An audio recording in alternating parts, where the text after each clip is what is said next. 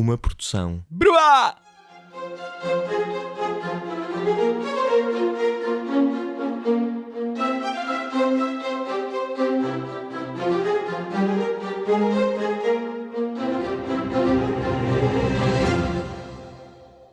Olá a todos e bem-vindos às Teorias da Conspiração.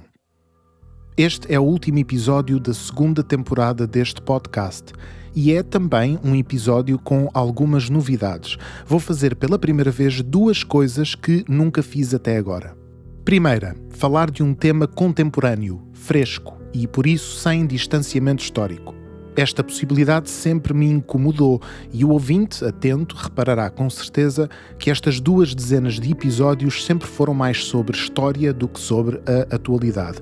Mas isso significa também que é muito mais confortável lamber papel sobre fenómenos históricos, bem documentados, já arrumadinhos nas categorias certas, do que propriamente arriscar uma análise da confusão do aqui e agora. Neste último episódio da segunda temporada, deixarei de ser cobardolas e mergulharei num tema fraturante e atual, alertando, claro, para a possibilidade de me estar a passar ao lado muita coisa importante. Por isso, peço-vos que sejam céticos, mas generosos. A segunda novidade, não vou citar um único teórico da conspiração.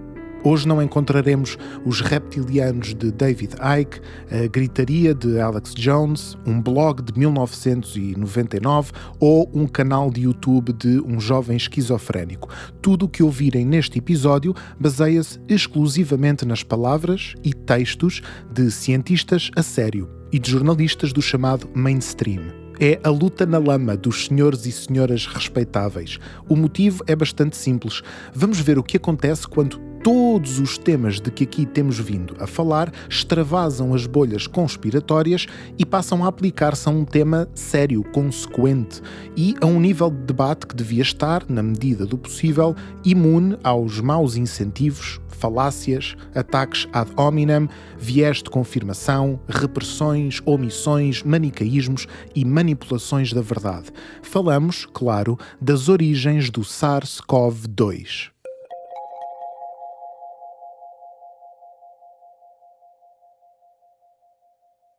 Toda a gente sabe que a pandemia despertou muitas teorias da conspiração. Mesmo quem não se interessa pelo tema, foi ouvindo nos últimos 2 anos, aqui e ali, referências ao 5G, aos chips do Bill Gates, ao Clube de Roma ou às vacinas magnéticas. Na verdade, é difícil falar da pandemia sem pensar imediatamente na quantidade de memes, vídeos, notícias falsas, manifestações, atos de violência e discussões acesas que muitas destas ideias despertaram. Mas uma das primeiras teorias da conspiração sobre o coronavírus tem uma história bem mais complicada. Nos primórdios da pandemia, que psicologicamente parece ter sido há 10 ou 15 anos, surgiu a ideia peregrina de que o SARS-CoV-2 tinha sido criado em laboratório, em particular no Instituto de Virologia de Wuhan, a cidade chinesa onde os primeiros casos de doença por Covid-19 foram identificados e onde se deu o primeiro lockdown da pandemia em janeiro de 2020. Donald Trump, o mais famoso xenófobo do mundo, apelidou o coronavírus de vírus chinês e a comunidade científica apressou-se a chamar a atenção para o facto de uma origem natural do vírus ser muito mais provável que qualquer manipulação genética ou fuga laboratorial. Nos meses que se seguiram, se perguntássemos a alguém de onde viera o SARS-CoV-2, quase todos concordariam que a culpa era da excêntrica gastronomia chinesa e de um pobre morcego ou de um inocente pangolim cozido em lume brando e consumido com pauzinhos.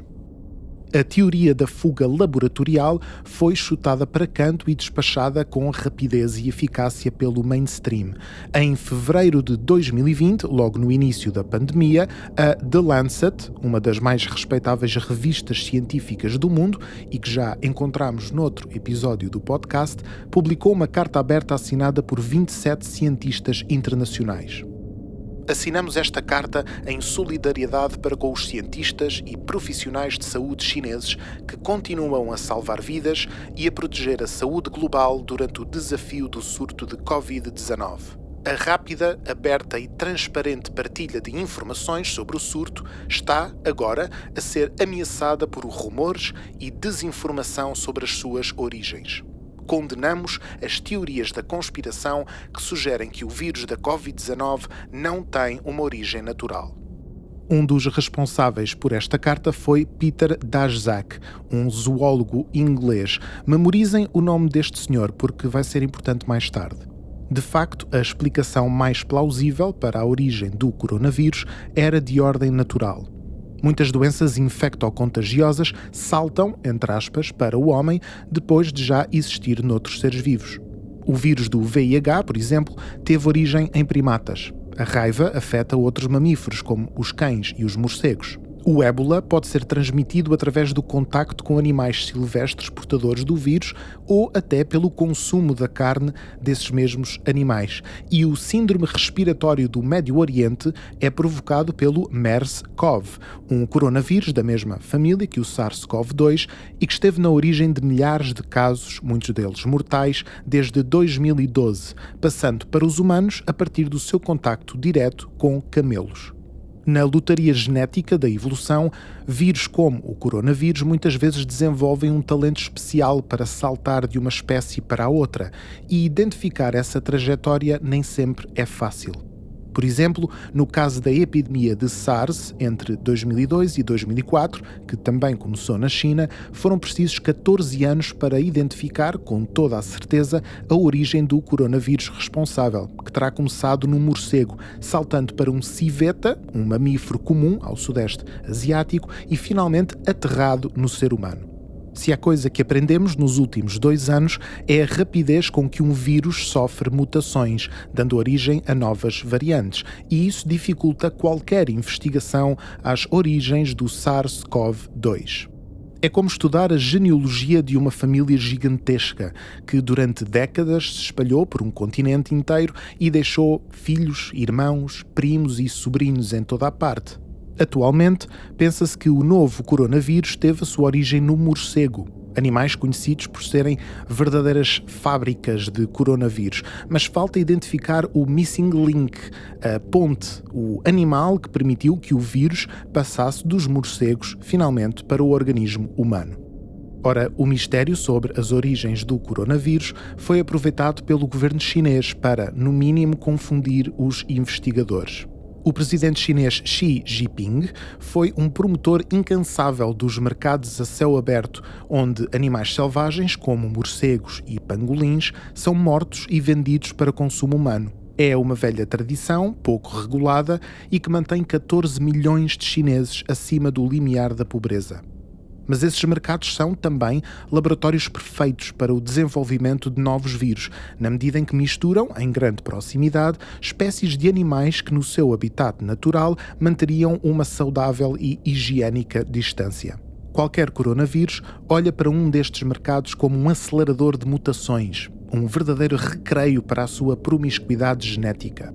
Talvez por isso, nas palavras de Caroline Corman, num artigo da The New Yorker, o governo chinês isolou e limpou o mercado de Huanan, onde começou o surto de Covid-19, a 1 de janeiro de 2020, essencialmente destruindo a cena de um crime.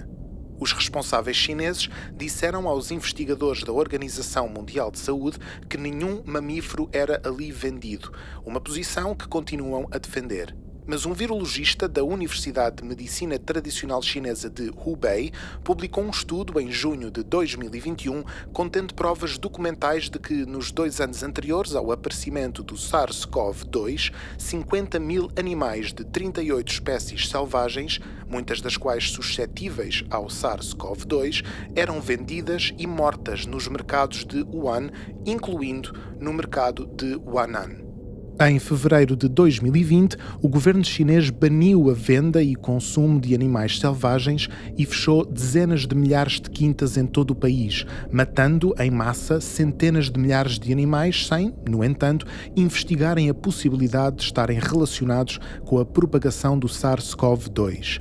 Mais uma vez, parece a limpeza de uma cena de crime. Voltamos à jornalista Caroline Corman. Se as quintas de animais selvagens foram responsáveis pela pandemia, isso implicaria as políticas do presidente Xi Jinping. É provável que o governo chinês prefira uma tempestade de teorias, dentro da qual pode continuar a defender as suas próprias teorias. O SARS-CoV-2 chegou a Wuhan em outubro de 2019 pela mão de soldados americanos, ou então através de comida congelada importada. As teorias da conspiração ramificam-se a partir daí, formando também elas uma árvore evolutiva.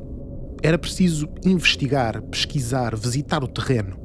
Em janeiro de 2021, decorrido um ano de pandemia, uma task force de 13 especialistas internacionais da Organização Mundial de Saúde visitou a China, com o objetivo de identificar a origem do coronavírus. A esses especialistas juntaram-se outros 17 técnicos chineses e, claro, representantes governamentais. No resumo de Catherine Eban, num artigo da Vanity Fair, passaram 2 das 4 semanas da missão em quarentena nos seus quartos de hotel. As 2 semanas seguintes foram mais propaganda do que investigação, incluindo a visita a uma exposição enaltecendo a liderança do presidente Xi Jinping. A equipa não viu provas em primeira mão, apenas a análise do governo chinês dessas mesmas provas. A missão foi um pequeno desastre e representou um ponto de viragem importante na discussão das origens da pandemia. Não só foi incapaz de identificar as origens do coronavírus, como a sua atitude de reverência para com as autoridades chinesas, conhecidas pelo seu historial de omissões e falta de transparência desde o início da pandemia, levantou centenas de milhares de sobrancelhas em todo o mundo. Numa conferência de imprensa, membros da Task Force agradeceram a cooperação do governo chinês, defenderam como possível a teoria da conspiração da comida congelada, como vimos, muito associada à propaganda chinesa, e apresentaram a teoria da fuga laboratorial como extremamente improvável. Nas palavras da revista Science, alguns jornalistas e cientistas apelidaram a conferência de imprensa de dupla vitória para as autoridades chinesas e exigiram mais provas para a rejeição da possibilidade de uma fuga laboratorial. Entretanto, alguns meios de comunicação social reportaram que alguns membros da missão da OMS tinham ficado desapontados por não terem acesso a muita informação, por exemplo, sobre os pacientes chineses com sintomas de problemas respiratórios e que podiam ter sido os primeiros casos da Covid-19. Em entrevista à revista Science, o líder da missão, Peter Ben Embarek, explicou como correr a sua visita ao interior do laboratório de Wuhan. Tivemos longas reuniões com os funcionários do Instituto de Virologia de Wuhan e 3 outros laboratórios da cidade. Eles explicaram-nos como trabalhavam e que tipo de auditorias eram feitas, fizeram testes serológicos aos seus funcionários, testaram amostras de 2019 e 2020. Houve muitas discussões que teriam sido impossíveis caso não tivéssemos ido a Wuhan. Ou seja, ficava-se com a sensação que a Task Force entrara no laboratório, fizera algumas perguntas, aceitara os dados fornecidos e atribuíra ao acidente laboratorial uma improbabilidade exclusivamente calculada com base na palavra de um dos principais suspeitos. Um bom exemplo da falta de rigor científico da missão está no simples facto de não lhes ter sido dado acesso a uma base de dados de mais 22 mil amostras de vírus e sequências genéticas pertencentes ao laboratório.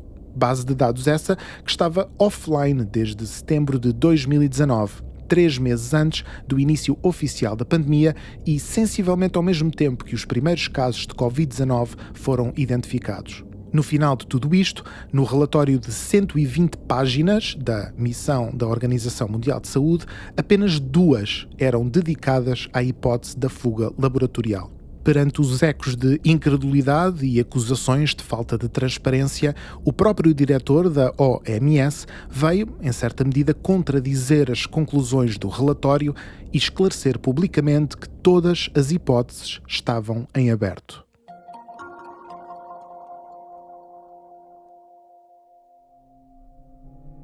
Os resultados da missão da OMS mudaram tudo. Apenas 2 meses depois, o presidente dos Estados Unidos da América, Joe Biden, anunciou uma investigação às origens da Covid-19 por parte dos serviços secretos americanos e o Senado passou uma resolução por unanimidade exigindo à Organização Mundial de Saúde uma investigação transparente e séria quanto às origens da pandemia. Subitamente, a teoria da conspiração de uma fuga laboratorial transformou-se numa hipótese legítima. E todos aqueles que a tinham defendido em 2020, incluindo extremistas de direita, trumpistas profissionais, malucos das teorias da conspiração, mas também académicos de renome, cientistas sérios ou jornalistas de investigação, todos eles sentiram-se subitamente legitimados. É que, se para muitos a ideia de um vírus laboratorial transpirava esquizofrenia conspirativa, para outros tinha sido uma hipótese séria desde o início. Gilles Demaneuf, um data scientist da Nova Zelândia, de 52 anos, interessou-se logo em 2019 pelas origens do novo coronavírus e, por desporto ou por hobby, dedicou-se a ler sobre virologia. Quando a carta dos 27 cientistas foi publicada na revista The Lancet, em fevereiro de 2020, defendendo que, sem dúvida alguma, o SARS-CoV provinha de origens naturais, Demaneuf ficou imediatamente desconfiado. Como é que tudo era incerto em relação àquele vírus, menos a sua origem? Porque é que 27 cientistas de renome assinariam uma afirmação tão peremptória e tão contrária ao espírito científico? E quem é que ganharia em afunilar, desde o início, o debate sobre as origens do vírus? Angariando outros investigadores espalhados pelo planeta e, presumivelmente aproveitando o lockdown, Demaneuf criou o DRASTIC, Decentralized Radical Autonomous Search Team Investigating COVID-19, uma espécie de task force de vão de escada formada por cientistas, investigadores e curiosos de todo o mundo que se dedicaram a ler de fio a pavio milhares e milhares de documentos sobre coronavírus, morcegos e laboratórios de virologia. Alguns dos dados mais prejudiciais para o governo chinês vieram das pesquisas do grupo DRASTIC. Por exemplo, Demaneuf descobriu que tinham ocorrido 4 incidentes em laboratórios relacionados com o vírus SARS desde 2004. 2 deles num laboratório em Beijing. Um dos acidentes incluía uma amostra de vírus que não fora corretamente desativada e que fora arrumada num frigorífico num corredor, levando a um pequeno surto rapidamente contido pelas autoridades. A Demaneuf juntaram-se outras pequenas celebridades do debate à volta da fuga laboratorial, incluindo Jamie Metzl, um consultor da OMS, especialista em genética, Philippa Lentzus, uma especialista em biossegurança do King's College London, e Alina Chan, uma bióloga do Instituto Broad do MIT e da Universidade de Harvard. Os curiosos devem googlar cada um destes nomes ou utilizar os links úteis deste episódio para saber um bocadinho mais.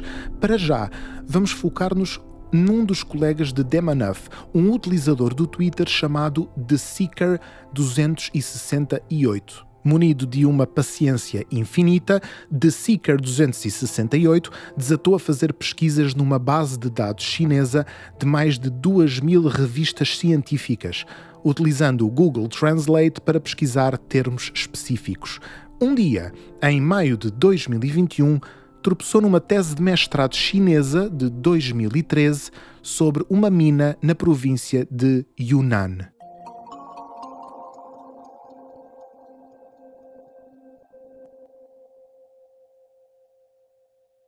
Em 2012, 6 infelizes mineiros adoeceram gravemente depois de semanas a limpar a caca dos morcegos que habitavam na mina em que trabalhavam. Os mineiros, não os morcegos. Depois de uma investigação científica, descobriu-se que o guano viral pertencia à mesma espécie de morcego que fora responsável, anos antes, pelo surto de SARS de que falámos há pouco. Foi com base nas amostras recolhidas no local que Shi Zhengli, a principal investigadora de coronavírus do Instituto de Virologia de Wuhan e uma especialista tão consensual e famosa na matéria que ganhou a alcunha de Mulher Morcego, publicou um estudo no qual avançava uma hipótese assustadora. Ao contrário do que se pensava até então, certos coronavírus podiam saltar diretamente de morcegos para os seres humanos, sem precisarem de uma ponte ou de um animal intermédio, uma vez que continham uma proteína específica que lhes permitia entrar nas células humanas. De todas as amostras recolhidas na mina de Yunnan, apenas um genoma se parecia mesmo muito com o do surto de SARS. E a Shi Zhengli, a mulher morcego, deu a esse genoma o nome RABT-CoV/4991. Ora, já em 2020, na altura em que os cientistas andavam malucos a investigar o genoma do SARS-CoV-2, a mulher morcego voltou a chegar-se à frente e a noticiar que tinha, na sua base de dados, uma amostra de vírus 96% idêntica ao SARS-CoV-2, chamada RATG13, sem nunca explicar muito bem onde raio tinha descoberto este primo em primeiro grau. Foram os teimosos da Drastic que descobriram que o RATG13 era, na verdade, absolutamente idêntico ao RABT-CoV/4991. Isto significa que, na prática, o vírus geneticamente mais próximo do SARS-CoV-2 já era do conhecimento daquela cientista. Existia no laboratório em Wuhan desde 2012, mas o seu nome tinha sido alterado. Esta era uma trajetória possível para o nosso coronavírus, aquele que nos prendeu a todos em lockdown. Começara numa mina chinesa, fora recolhido na forma de cocó de morcego, estudado durante anos e finalmente libertado por acidente. E o comportamento de Shi Zhengli era coerente com o de uma cientista de um regime totalitário a trabalhar em condições de pouquíssima transparência e enorme pressão política. Mas muitas das descobertas da Drastic relacionavam-se não apenas com a mulher morcego, mas com um dos seus colegas e aliados profissionais, Peter Daszak, que conhecemos há bocadinho quando organizou a carta na revista The Lancet, opinando sobre as óbvias origens naturais do novo coronavírus. Além de produtor de abaixos assinados, Daszak tem a particularidade de ser o presidente da Eco Health Alliance, dedicada à mitigação de doenças infecciosas emergentes e à pesquisa científica sobre vírus de todos os tipos. Ou seja, é um dos líderes mundiais no campo da virologia e compincha, reconhecido, de várias instituições mundiais, incluindo o Instituto de Virologia de Wuhan. E além de tudo isto, e surpreendentemente, Daszak participou, no terreno, na missão da OMS à China, em janeiro de 2021, que considerou a hipótese de fuga laboratorial extremamente improvável. E não é difícil unir estes três pontinhos e desconfiar das motivações de Peter Daszak. Mas a coisa piora ainda mais. A 21 de setembro de 2021, 8 meses depois da desastrosa missão da Organização Mundial de Saúde à China, a Drastic revelou que, em 2018, a Eco Health Alliance de Peter Daszak e outros 3 cientistas, incluindo Shi Zhengli, a mulher morcego do Instituto de Virologia de Wuhan, tinham apresentado uma candidatura no valor de 14 milhões de dólares ao DARPA, US Defense Advanced Research Projects Agency. Caroline Corman resume o caso desta maneira. A candidatura detalhava um plano ambicioso para identificar, modelar e testar o risco de transmissão de coronavírus em morcegos e, a seguir, desenvolver vacinas para os próprios morcegos a fim de evitar que o vírus saltasse para outros animais ou seres humanos. O que se destaca deste plano é a proposta de inserção de uma enzima específica nesses coronavírus e o funcionamento dessa enzima é uma das características únicas do SARS-CoV-2. Esta proposta enquadra-se que nem uma luva na categoria de estudos científicos conhecidos como gain of function, isto é, a manipulação genética de determinado organismo de forma a potenciar determinadas características, incluindo, claro, por exemplo, a transmissibilidade. Este tipo de investigação, e em particular como medir e prever as suas reais consequências, não é consensual entre os cientistas. Se, por um lado, brincar à genética e às mutações pode ser perigoso, o conhecimento obtido destas pesquisas pode também conduzir à compreensão crescente de vírus e do seu funcionamento. Por exemplo, um vírus que só afeta o ser humano pode ser manipulado para afetar também ratinhos de laboratório, o que conduz à possibilidade de estudo em condições muito mais controladas. Mas pode também, acidentalmente, criar novos agentes patogénicos. A proposta de Daszak, Shi e dos seus colegas é apenas um de vários projetos da tal Gain of Function, financiados com dinheiro americano. E as suas especificidades técnicas são assustadoramente coerentes com o que viria a descobrir-se sobre o SARS-CoV-2. Nas palavras de uma fonte oficial de Catherine Eban, que aparentemente desejou permanecer anónima, temos um instituto financiado com dólares americanos que tentou ensinar morcegos a infectar células humanas e, a seguir, um vírus igual a esse aparece na mesma cidade que esse instituto. Não considerar a hipótese de fuga laboratorial não seria intelectualmente honesto. Claro que nenhuma destas descobertas passou ao lado de muitos teóricos da conspiração, que a certa altura misturaram meias-verdades com algum exagero e afirmaram sem sombra de dúvidas que a Covid-19 tinha sido criada em laboratório com dinheiro americano. Mas também, estas mesmas descobertas não foram ignoradas pelas próprias autoridades americanas. Publicamente, não se comprometiam com nenhuma investigação à hipótese da fuga laboratorial, mas nos bastidores, revelaram entretanto vários trabalhos jornalísticos, reinava o pandemónio. Numa reunião em específico do Departamento de Estado americano, alguns investigadores ouviram, dos seus superiores, a ordem de que não deveriam debruçar-se sobre o Instituto de Virologia de Wuhan, não fosse estarem a chamar a atenção do público para os tais projetos de gain of function, com características semelhantes e, claro, financiados com dinheiro público. Até quando surgiram provas de que 3 virologistas chineses a trabalhar em Wuhan, em gain of function, com coronavírus, tinham desenvolvido sintomas idênticos aos da Covid-19 no outono de 2019, muito antes do suposto início da pandemia, houve uma tentativa explícita de varrer esse facto para debaixo do tapete. Idealmente não seria assim. As autoridades mundiais, os governos e a Organização Mundial de Saúde procurariam chegar à verdade.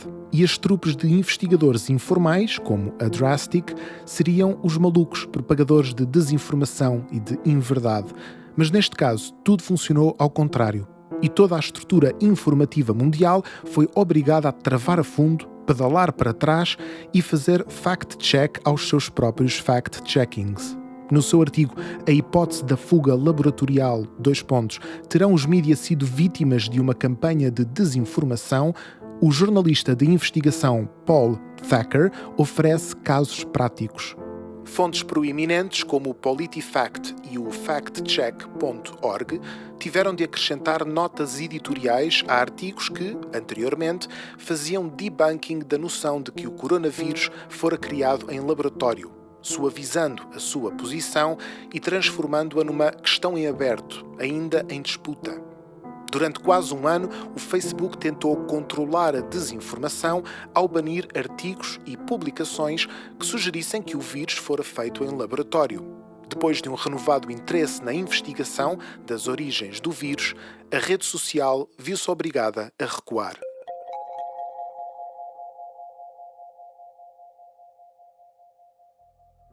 Para já, o mistério continua. Pode demorar meses ou até anos, até sabermos, com toda a certeza, de onde veio o vírus que parou o mundo. Há 2 hipóteses, acima de todas as outras. Ou o vírus teve origem natural, e quer os teóricos da conspiração, quer os membros do Drastic perderam anos de vida a investigar um beco sem saída, e todo o mundo poderá suspirar de alívio e voltar ao business as usual, ou então o vírus teve mesmo origem num laboratório e uma quantidade inimaginável de gente terá de explicar por que motivo se construiu uma moratória impenetrável à volta do assunto. Podemos vir a ser testemunhas de um evento extraordinário, a metamorfose de uma teoria da conspiração em verdade científica. Só o futuro o dirá, e isso é assustador, mas também entusiasmante. Sem distanciamento histórico ou bibliografias publicadas, restam-nos a curiosidade e a modéstia. Não sabemos ainda se as origens da Covid-19 confirmarão tudo o que pensamos saber sobre a ordem mundial ou se, pelo contrário, conduzirão a uma crise de fé universal. Ao contrário de episódios anteriores, não consigo deixar uma bonita conclusão que feche este tema, ou que de alguma forma ofereça uma sensação de ordem e de previsibilidade. Mas não faz mal. Por que não terminar esta segunda temporada com um enorme ponto de interrogação? Até à próxima.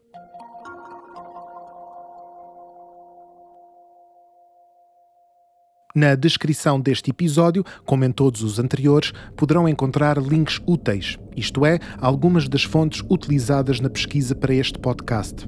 Há sempre vídeos, entrevistas, artigos, estudos, blogs, tudo o que precisam para aprofundar ainda mais os temas tratados.